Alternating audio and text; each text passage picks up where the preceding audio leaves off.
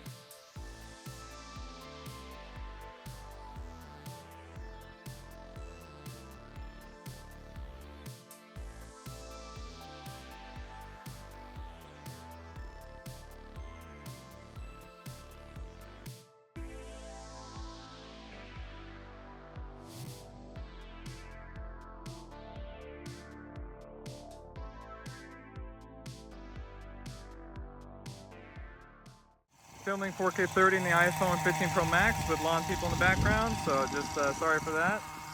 Go left to the right.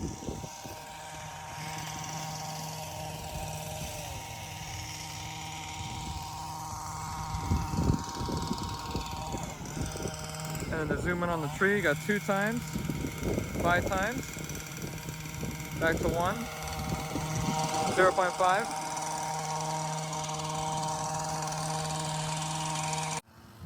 filming 4K 30 on the Pixel 9 Pro XL. I got lawn people in the background, so we'll get a good idea of what it sounds like with a lot of noise. It's gonna go left to right.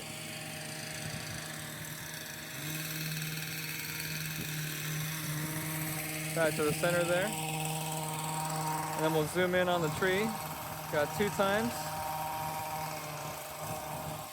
5 times. 2 times. 1. And a 0.5. Back to 1. Low light video. iPhone 15 Pro Max 4K 30.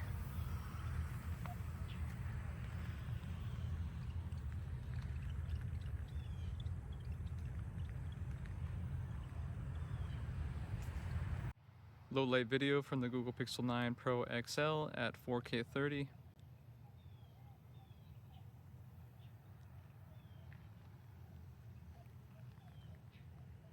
You can see the sun's just about to come up. Okay, this is the night sight video at 4K with the Google Pixel Pro 9 XL.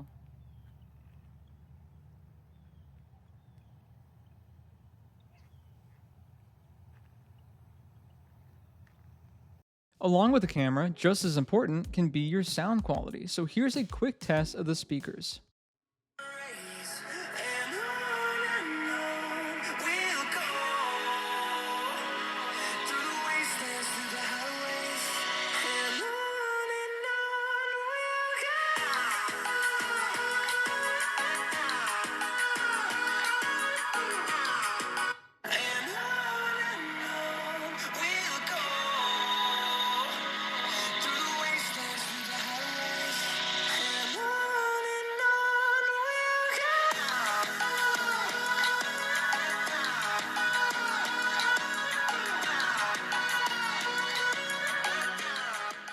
And with the speakers, another thing you're going to be interacting with all the time is your haptic feedback. So here's a comparison between the two phones.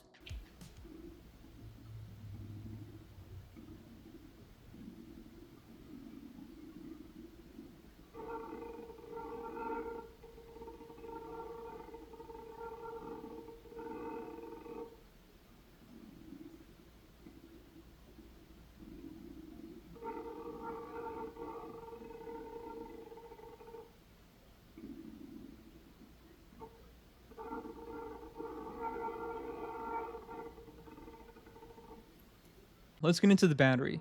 Now, actually, the iPhone's battery is coming in at a smaller size. You're looking at 441 milliamp hours versus the Pixel's 5060 milliamp hours. The Pixel is also able to charge a little bit faster with a 70% in 30 minutes versus the advertised 50% in 30 minutes that the iPhone has. One humongous benefit, though, is that the iPhone has, out of the box, MagSafe.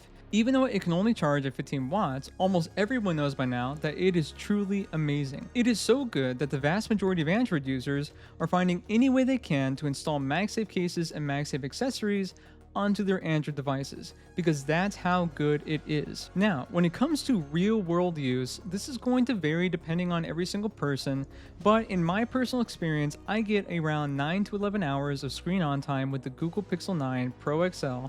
And with the iPhone, I get nearly the same, but a little bit more. So I'm looking at more like 10 to 12 hours instead of 9 to 11 hours of screen on time. I'm looking at 88% battery health. So I can only imagine that if I had 100% battery health, that I could probably get between 12 and 14 hours instead of the 11 to 12 hours I'm getting now. When it comes to performance, both are going to be incredible.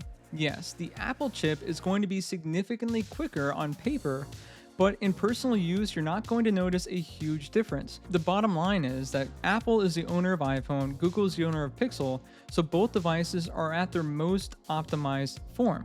So, if you want the smoothest Android phone that you're going to find on the market, you're going to go with the Google Pixel 9 Pro XL. If you want the smoothest iPhone, well, you're going to have to go with the Pro model of that current generation. The one significant difference between these two is that the iPhone has 8GB of RAM, while the Google Pixel 9 Pro XL actually upgraded to 16GB of RAM this year. So when it comes to all these software features, 16 gigabytes of RAM actually comes into play. The 15 Pro Max will support iOS 18 and the new AI features that will be coming out. But my question is, will 8 gigabytes of RAM be enough? And we've seen that the release of the iPhone 16 Pro Max also has 8 gigabytes of RAM, so it makes you wonder. Now, talking about security, I mainly want to focus on the actual ways that you get into your phone. On the iPhone, you had the best facial recognition, hands down. Nothing on the market is comparable to Face ID, but the Pixel gives you more options. So, you have an ultrasonic under-display fingerprint sensor which works very quickly and very accurately. And in addition to that, you have good facial recognition. Not as good as the iPhone, but still good, that will allow you to get into your secure applications. So if you really need the facial recognition and you want the best in class, you're gonna have to go with the iPhone. If you want more options, go get the Pixel. Let's get into the software. I might have to do a whole video talking about the differences between Android and iOS, because I feel like the Pixel offers the best that Android can offer for software features, and the iPhone offers a ton of software features as well. So, I'm going to make this a little bit of a more condensed version, but I do plan on making an additional video where it's only focused on the software differences and similarities, because I think both platforms do a fantastic job. Let's start with some of the good things that you can get on the Google Pixel. So the first thing that I like is going to be called call screening. To put it shortly, if you get any call that you don't want to answer for whatever reason, you can have the Google Assistant talk with that person, and then you can look at the transcript and decide whether you want to answer the call or not. It's a really good way where I can filter out the spam calls between the calls that I actually need to pick up. Next, we have Gemini Advanced, and that brings a ton of features, the first of which is called Gemini Live. This is so incredible. I have used it to plan vacations, I have used it to decide what car I need to buy next. It's a conversation with your digital assistant, and it's so natural where you can interrupt your assistant, you can change it up, you can stumble, you can stutter, you just act like a normal human being having a normal human conversation, and it acts as if it were human. Here's an example. My wife and I are planning a trip to Houston, Texas. What is one major landmark we just have to see?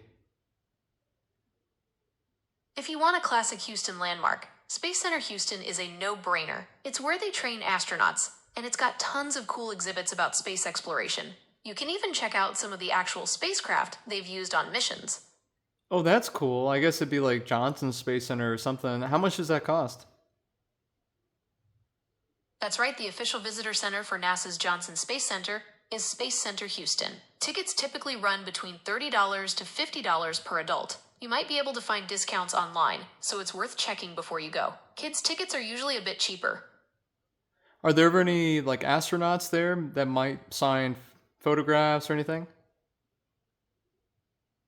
Yep, there's a good chance you could run into an astronaut. They make appearances at Space Center Houston pretty regularly. You might want to check their website to see if there are any special events or meet and greets scheduled for when you're visiting. Also, whether you're in Chrome or maybe in a YouTube video, you can use Gemini to summarize the contents of the article that you're reading or the video itself.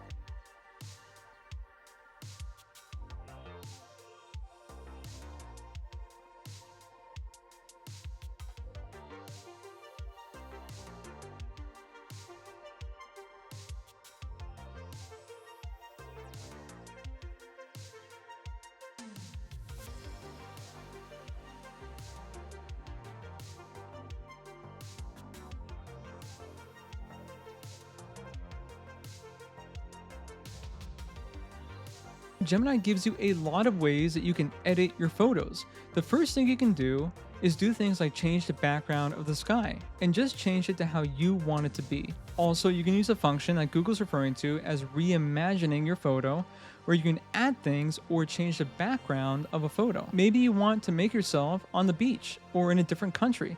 You can do that with Gemini.